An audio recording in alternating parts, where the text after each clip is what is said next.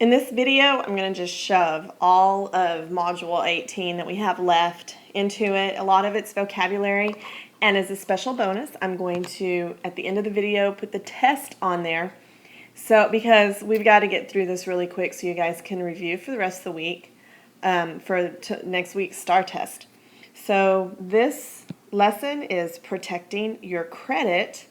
Before you can just go get a credit card or get a loan or buy a car on credit, if you don't have the money, all of it right then you have to finance the rest of it. And that means that you're going to pay off what you have left, which is called the balance.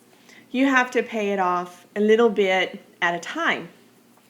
And so that, like if you got a really nice car, let's say you bought an Escalade, your payments for that are going to be bigger because it's more expensive. If you're buying a like a Ford, can't think of the little Ford cars that are economical. Maybe your payments there would be about $70, whereas for an Escalade you might have a payment of, I don't know, $2,200. So, of course, the nicer the car, the bigger the payment, but hardly anybody ever goes to pay for a vehicle just all at once, especially if it's a new car. So that's why we need a good credit. Also, if you want to buy a house, they look at your credit history when you're trying to buy a house. So your credit history includes information about how well. No notes. Just listen, okay? There's an ear. It says includes information about how well you manage your money and pay your bills. To build a positive credit history, you must first obtain a small loan or begin buying on credit. Then you must make regular payments to repay your debt. So to have a good credit history, you have to have charged things. So you need a credit card to build your credit history, and you need to use it wisely. You don't skip payments and stuff. That's bad. Banks and other lenders use this information to decide whether they should loan you money for large purchases, and landlords use your credit history to decide whether or not to rent an apartment or a house to you. Okay? Let's skip that story. Credit reports, you can pay for those. They advertise a lot of times free ones, but I think you can get a free one every year or something like that. Credit reports are compiled by agencies to help lenders decide whether or not to loan money to consumers.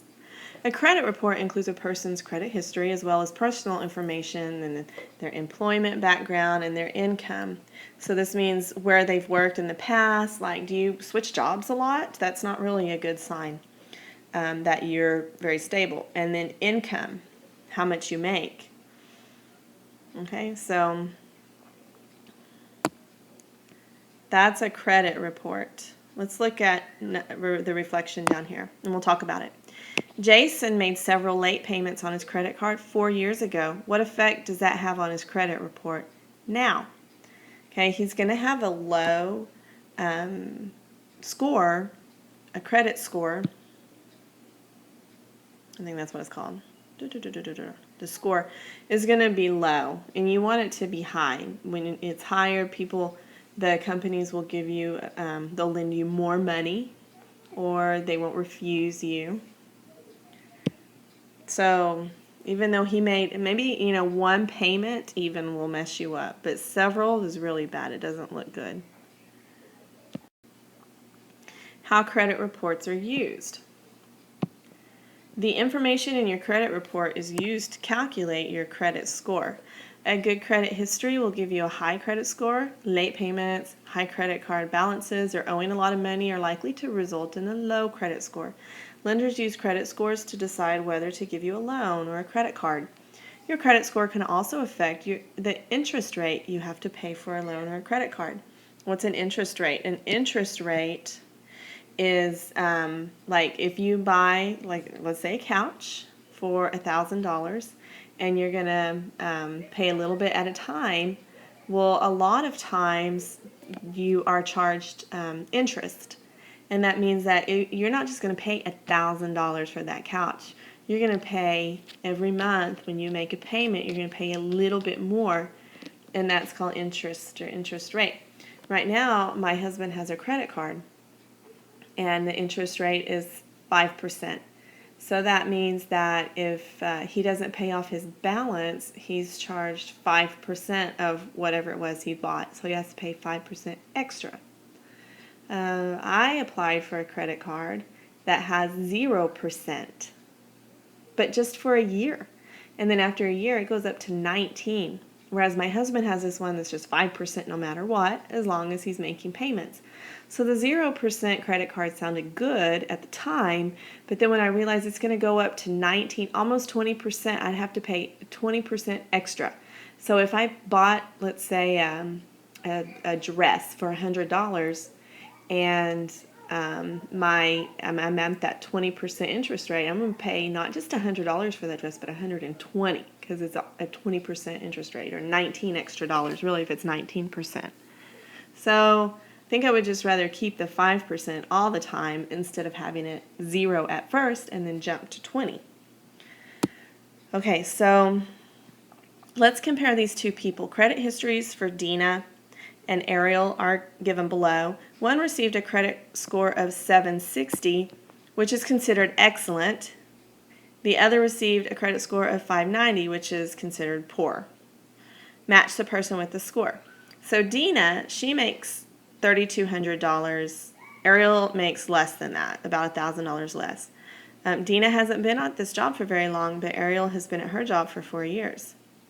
Now, Dina has these things she has to pay every month. She has to pay $350 for her car loan, $180 on a credit card, and then student loans, $300.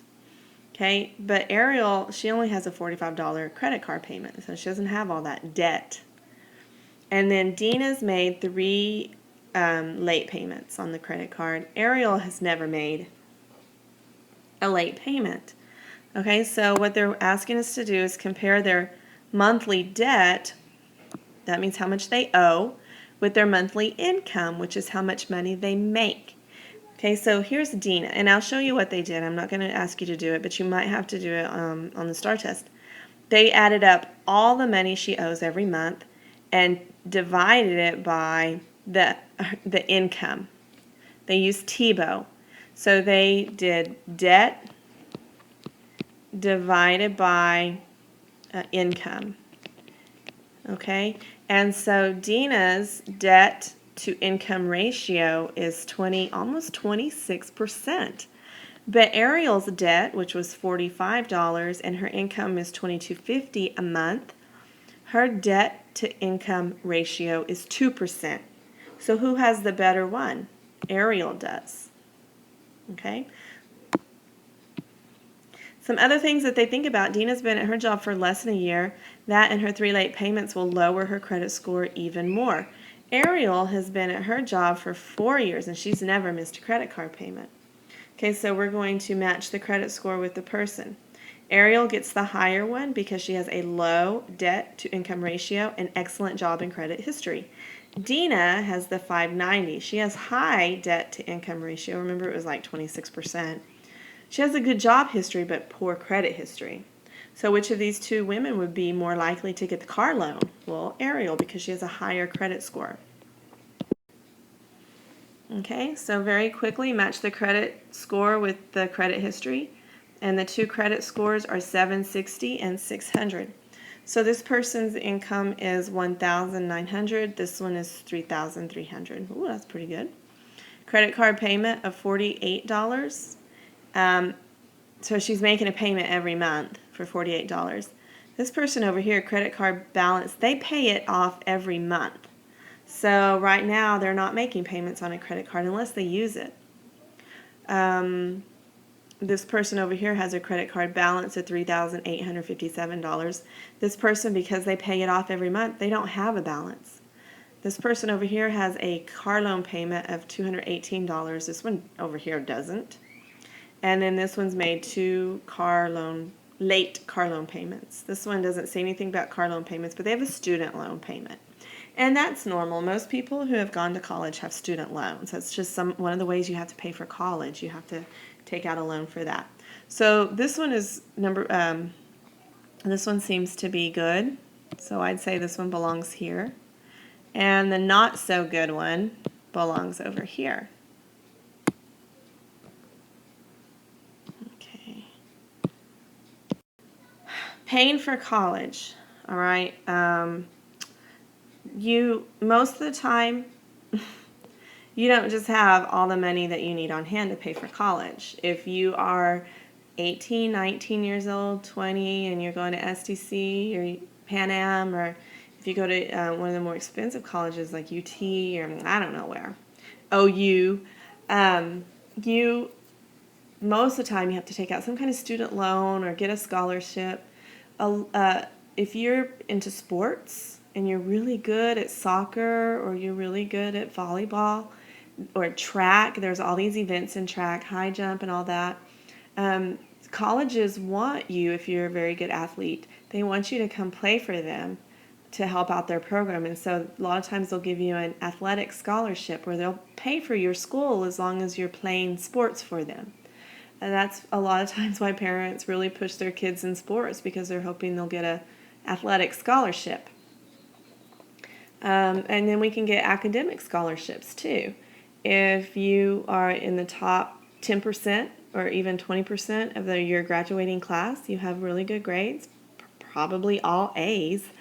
A lot of colleges want students like that, and they'll pay for you to come to their school because you're a good student. You'll be successful with them, and because of them, you'll have a successful job. So parents really try to get their kids to be successful so that they can win scholarships. A grant is students that their parents don't make a whole lot of money to help them pay for it, and they're in difficult financial situations, and they can apply for a grant. Not everybody qualifies for a grant. You have to have really special circumstances and very low income to apply for a grant. And sometimes even because you have that, they won't accept you because your grades are low, or you have like a lot of discipline issues. So grants, that's money that you don't have to pay back. How can you qualify? Usually it's low income. Okay, you don't write this down. Savings, this is this is what I have for my kids. I opened up accounts at the bank and I put money into it every month. And so I'm saving money for them to use towards college. And it's not going to be enough. They're going to have to find another way to help pay, but this is a little bit. And there's programs out there for people who save money. Scholarships is what I was talking about. If you play sports, or your academic scholarships if you make really high grades, A's. Loans, you have to pay those back, and it's like a credit. You know, they give you the money, but you have to pay it back, and with interest probably. It's a little bit extra. Work study. My roommate in college did work study. She worked for the school newspaper, and the school newspaper helped her pay for her college. I had another friend in the dormitory who paid for, she did a work study. She worked in the student union at the snack bar, and they helped pay for her college a little bit. If you work in the library, or if you're an RA, that's a residential advisor in the dormitory, that would be a lot of fun, and then they help you pay for your school a little bit. So those are different ways that you can pay for college.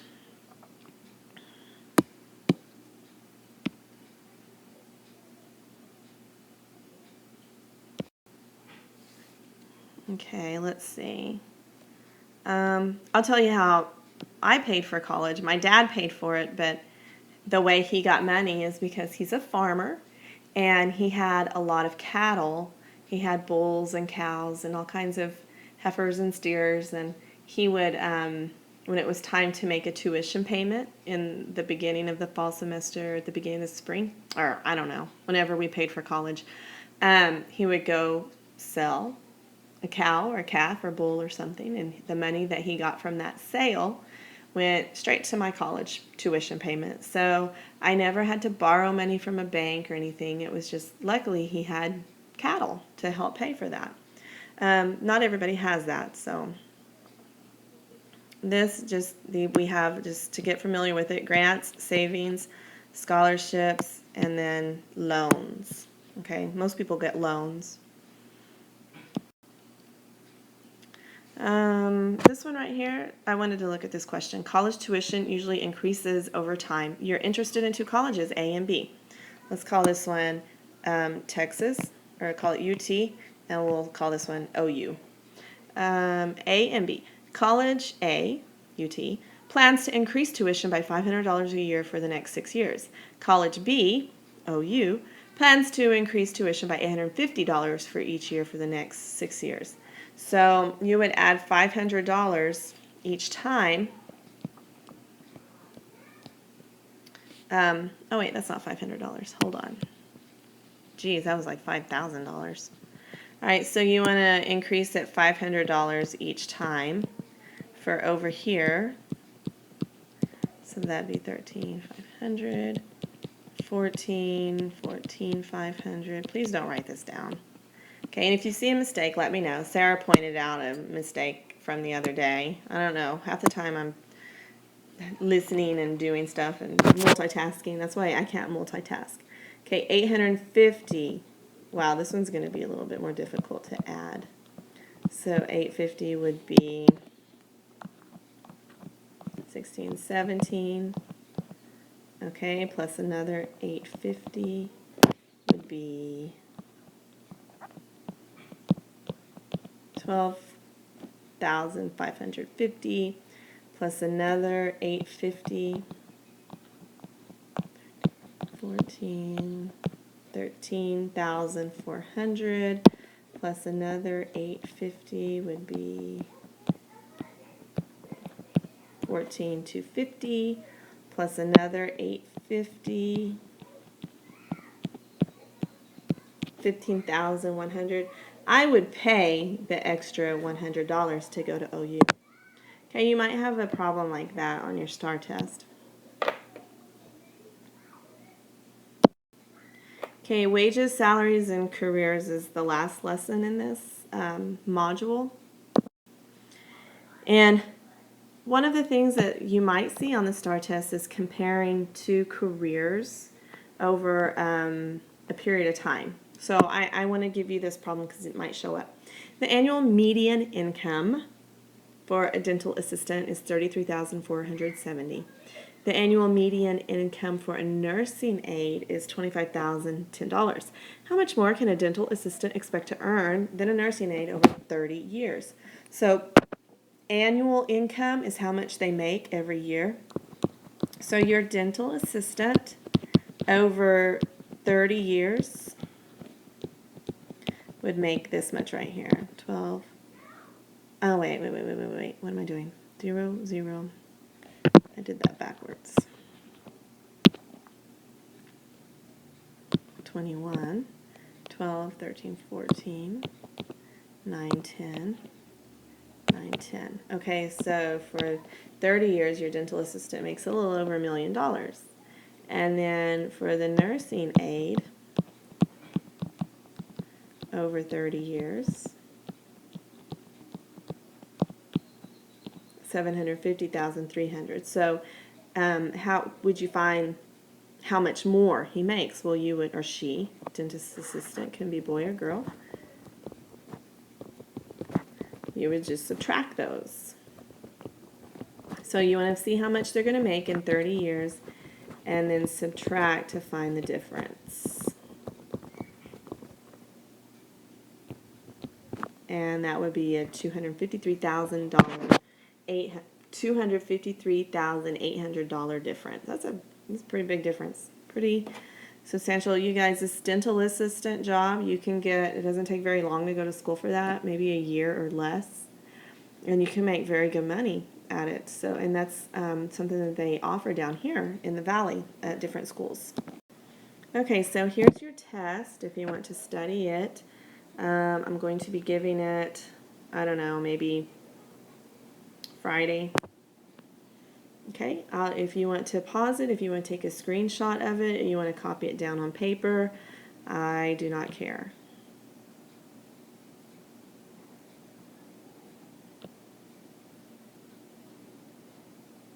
Oh, we're going to have a mean question in here, so pay attention to that. How are you going to find the mean of a group of numbers? That's from the last module. All right, so now you need to go do any dashboard assignments. There's only one question on 18.4, and then the other two I think maybe have 5, 6, I'm not sure.